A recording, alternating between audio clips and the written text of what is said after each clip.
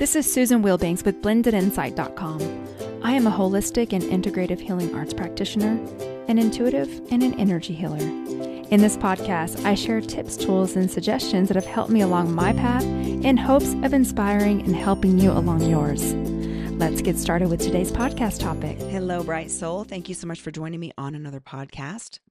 And before I go into the topic for today, I wanted to mention to all the women who are listening, men, this could apply to the ladies in your life, so please just hear me out for a minute. I've been meaning to tell you about this for months, but for those of us who like to get our nails done, have you tried Dazzle Dry? Because I discovered this a few months ago, and it is a nail polish system that is kind of similar to gel. It's a quick drying time and it's long lasting, and you can take it off with a regular nail polish remover. You do not have to do that chisel nonsense with gel nails. It's not quite as shiny as gel, but it's vegan and cruelty free if that's important to you. It's non-toxic. It's supposed to be the cleanest nail polish on the market.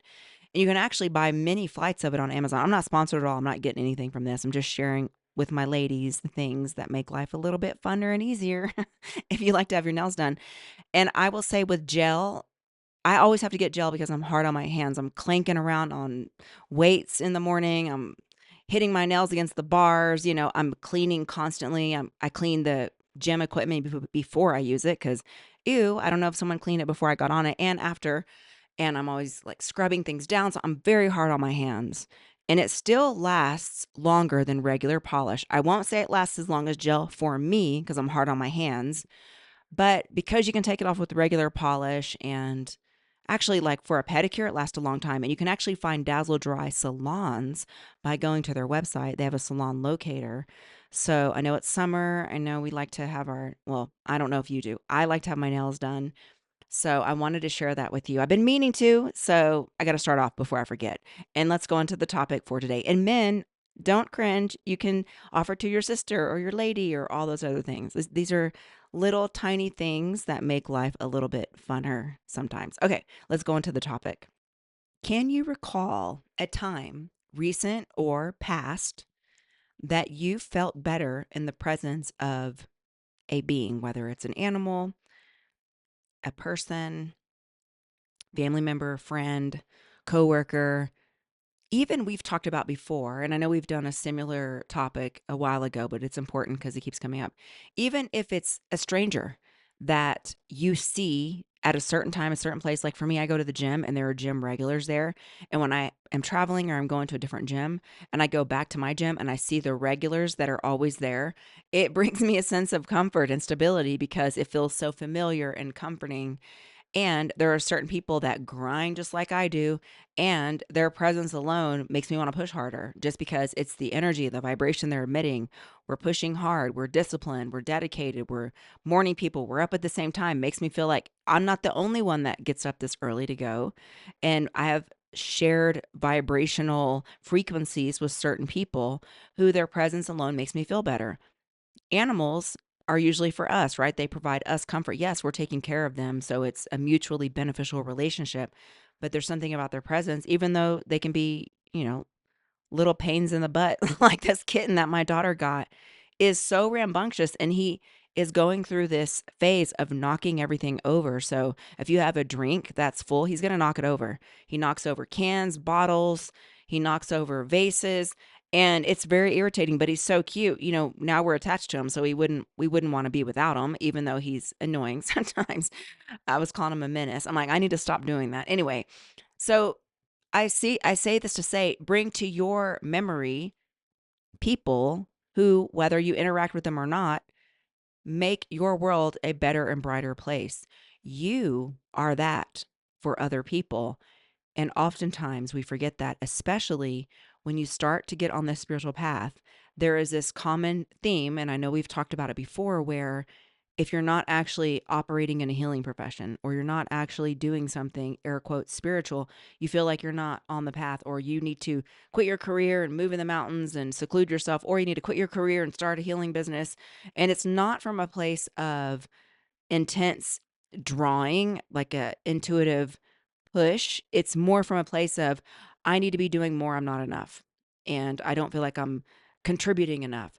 And the thing is, we incarnate for specific skills that are needed. Your actual presence and your skills and what you carry inside you is needed in everyday walk of life. And if we all just migrate and seclude ourselves, and now we're all just doing the same type of work and we're only around each other, we don't have the ability to influence the people that need it the most. Your regular work, your regular existence, the regular things that you do is vitally important to spreading the very vibration that you emit, the very light that you emit, even though I know oftentimes we can feel very weird and we can feel like we are these misfits, but it's designed that way because in a lot of circumstances, I know for me, people would not be exposed to the work that I do unless they knew me in everyday waking life. First, they wouldn't listen to it because they wouldn't respect the vessel that it's coming from because it's too different. They can't relate to it. But because I have a very relatable, solid, grounded profession and I do very relatable, solid things such as I'm a complete gym rat. I love to lift weights. I love to be fit. I can talk that language. I was prior military. I can talk that language. I can connect to veterans. All of these experiences in my everyday life have equipped me to speak to a certain demographic that I wouldn't normally be able to have access to, and they would not be able to relate to me enough to listen to what I have to say. And I've also shared with you, I don't go around talking about the healing work I do. I wait for the conversation to come up, or I get an intuitive hit that I need to say something. Because I've had over the years people say, well, you seem so happy, or you seem so peaceful, or why are you this way, or what is this about? And then I can share it because it's who I am on the inside that they are seeing, but they want it, but they don't know how I got it. And they're drawn to it and they can't really understand why. I have worked on some of the manliest, most disconnected spiritually men you would ever imagine in a military setting, just from being right there when they have an ache and pain, or being right there when something is going on. And I can say, okay, I know this is super weird and I wouldn't mention it otherwise, but I do this thing. And if you're willing, I can work on you really quickly. And they're in that moment, they're like, yeah, I mean, I'm in pain. Can you help me? And then I do. And then they're like, boom, the light bulb goes off and they go, wait a minute. What did you just do? That helped me tremendously. And if I wasn't there, that wouldn't happen. So you're always being used.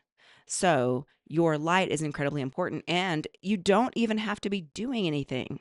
That's the thing. There's a difference between doing and being. Doing is action related, thinking, but being is just your presence. And I go back to the beginning. Isn't there anyone in the world that you just feel better with their presence? I know for me, when I'm around people that I love and adore, it's their mere presence that brings me peace and joy because our vibration and our frequency is meshing and melding, and it feels really good. And I appreciate them just for who they are. They don't have to be doing anything. And I can guarantee that there is some creature on this planet that feels that way about you. So, what I wanted to say is, you are enough. What you are doing is enough. And we need people like us in everyday professions, in everyday walking life on this planet. You're called earth angels. I mean, that's one of the reasons that you came here, is to come, incarnate, learn this work, walk it out. Whether someone else is willing to accept exactly what you believe or who you are, it doesn't matter. It's perfectly on purpose. And there's nothing wrong with you. You're not doing anything wrong. And you're not off track. That's the other thing. You're not off track. I know that sometimes we can start to get really hard on ourselves, like, oh God, I need to be doing more. I feel off track. Okay, one step at a time. But in the meantime, celebrating the fact that you're here, you're needed, you're wanted, you're worthy because you exist, and you've been called at this specific time for a certain purpose to be here on this planet, even though I know. I was joking with a coworker. I said Earth was ghetto. We just busted out laughing. I know it can feel like that, but we volunteered to come here and it's important, and we want to group together to recharge ourselves and then go off and do the work that we need to do, which is why I talk about spiritual hygiene and exercise and all the things that you do to keep yourself connected, to keep yourself recharged so that you can complete your mission. And we don't know how long we have on this planet.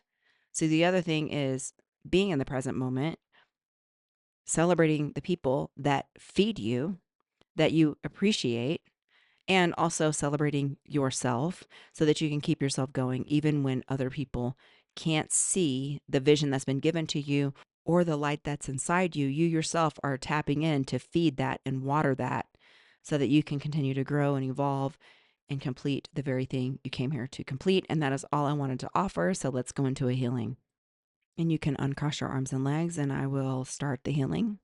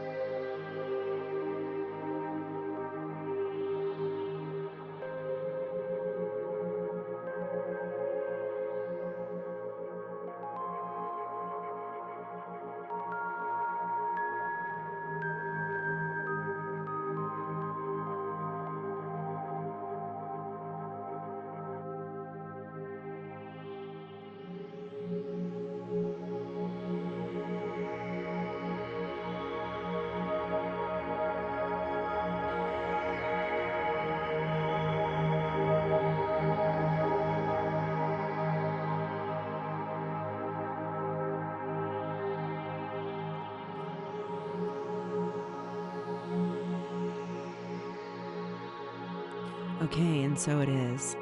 And toward the end of that healing, I was told to mention this, so this must be a relevant example to someone, is have you ever just sat and listened to someone, or someone just sat and listened to you?